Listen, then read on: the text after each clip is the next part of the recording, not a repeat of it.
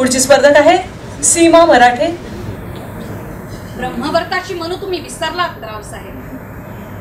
नाहीतर झाशीची राणी सेनापती पदासाठी हटून बसली आहे अशी जहरी नालस्ती तुमच्या कानांनी सहन केली नसती. पण तुम्ही ती शांत चित्ताने ऐकून घेतली. तुम्ही आणि तात्यांनी आणि राजमंडळात संभावितपणानं या गोष्टीचं चर्वणही केलं. म्हणजे आपल्याकडे पण हेर आहेत तर. माझ्याकडे हेर नाही, फक्त शिपाई आहे. तुमच्या त्या दरबारी राजकारणाची दीक्षा अद्याप घेतली नाही मी नवाब साहेब. कदानाचे तुकडे चोचीत घेऊन हर्षानं उड्डाण करणाऱ्या कावड्याप्रमाणे तुमच्या त्या दरबारी बातम्या पंख लावून साऱ्या शहरात आणि लष्करात संचार करीत आहेत. झाशीची राणी सेनापती पदासाठी हटून बसलीये असा डंका तुमचेच खिदमतगार गाजवित आहेत, हो ना? ते फुलबागेतील दरबाराला तुम्ही आला नाही. साहजिकच लोकांनी असा कयास केला असावा. पण तुम्ही सर्व कबूल करत असाल तर आम्ही शराफतीने विश्वास ठेवू की तुमच्या शब्दावर. तुमच्या समोर कैफियत सादर करण्याची आम्हाला जरुरी वाटत नाही. तुम्हाला काय मानायचं असेल ते मान.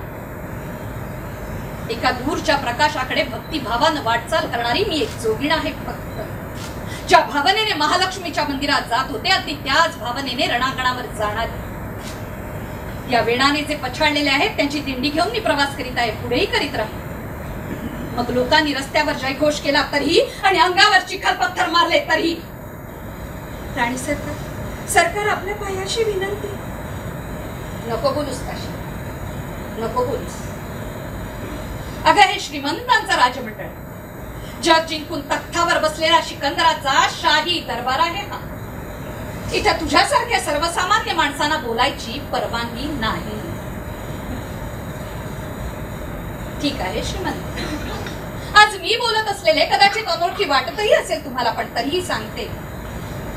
मी आपण केलेल्या निंदेला उत्तर देत नाही, तर राज्यारोहण अभिषेकाला माझा विरोध का होता हे सांगणं मला आवश्यक वाटतं म्हणून बोलते.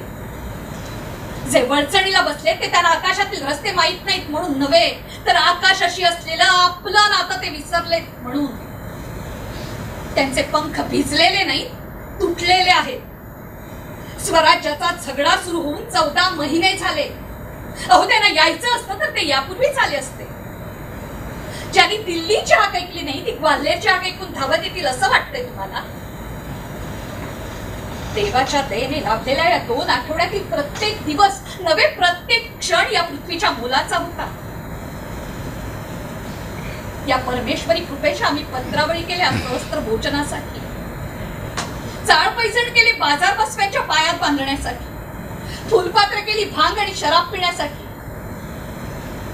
राज्याभिषेकाचा समारंभच करायचा होता तर त्याच्यासाठी हा कुशालचंदी जल्लोष आवश्यक होता. संस्थानिक खजिन्यातले 20 लाख रुपये आपल्या हाती आले. हा सारा पैसा आपण खैरात, दक्षिणा आणि बहालबाजी म्हणून वाटून दिला. शिपायांच्या म्यानातील शस्त्र काढून त्यांना बनवलं याचक व्यापारी.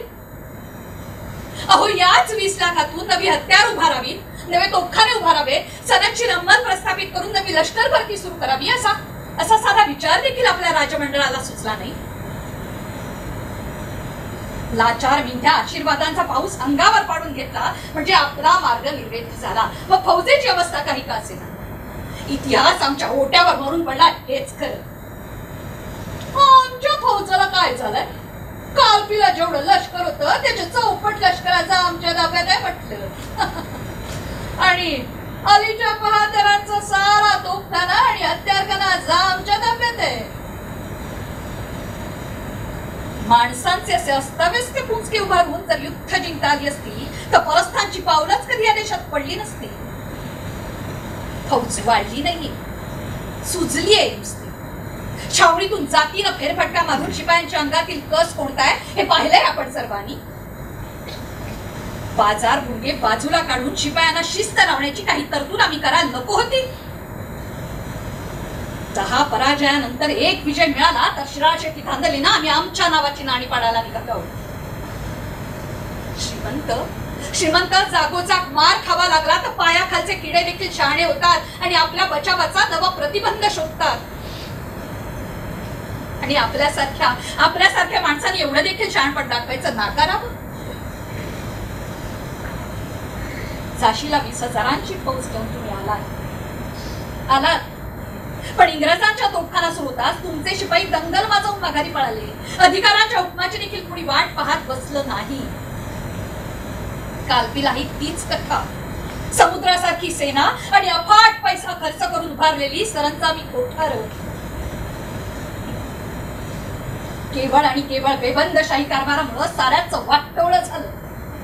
ग्वाल्हेर जिंकलं पण या बेशिस्तीत काडी इतका देखील सुधार झाला नाही. आत्मश्लाघा होत असेल तर माफ करा, खरंच माफ करा, पण एक झाशीचा गोट सोडला तर अन्यत्र ढिगार सचली नुसती अनागुंदी हुल्लडीची. शिपायांना माहित नाही जरब, हुद्देरांना माहित नाही जबाबदारी. सरदार करदारांचे डेरे म्हणजे भांग घोट्याचे नशा नाचाचे अड्डे झालेत नुसते. इंग्रजांच्या बांधीव सामर्थ्याचा अशा गोंधळांना आम्ही पाडाव करणार आहोत का? ज्या शिपायांनी आमच्यासाठी, आमच्या निशाणासाठी निष्ठेने प्राणहुती दिली त्यांच्याशी हे इमान आमचं. इंग्रजांच्या बलाढ्य फौजा काही दिशांनी आमच्या अंगावर सरकत आहेत. या जलशाच्या गदारोळात ग्वाल्हेरच्या रस्त्यावर थडाडणाऱ्या तोफखान्याचे आवाज आम्ही बुडवून टाकले ते कुणाच्याच लक्षात येत नाही.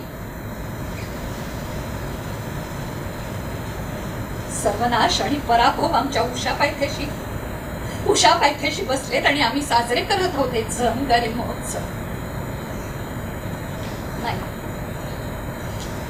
नाही रावसाहेब, नाही, मला हे सहन. वेडवाकडं बोलले असेल तर लहानपणीची मनू आठवा आणि मला क्षमा करा, पण या बेशिस्त आणि बेजबाबदार कारभारात भाग घेणं मला जमणार नाही. कालपीच्या मुक्कामात असताना माझ्या पराक्रमाचं कौतुक करण्यासाठी, मला प्रोत्साहन देण्यासाठी म्हणून ही रत्नखचित तलवार मला नजर केली होती. पण आता आपला पराक्रमही संपला आणि आपली साथही संपली. मला दिलेल्या या अधिकारासह ही तलवार मी आपल्या पायाजवळ परत करत आहे.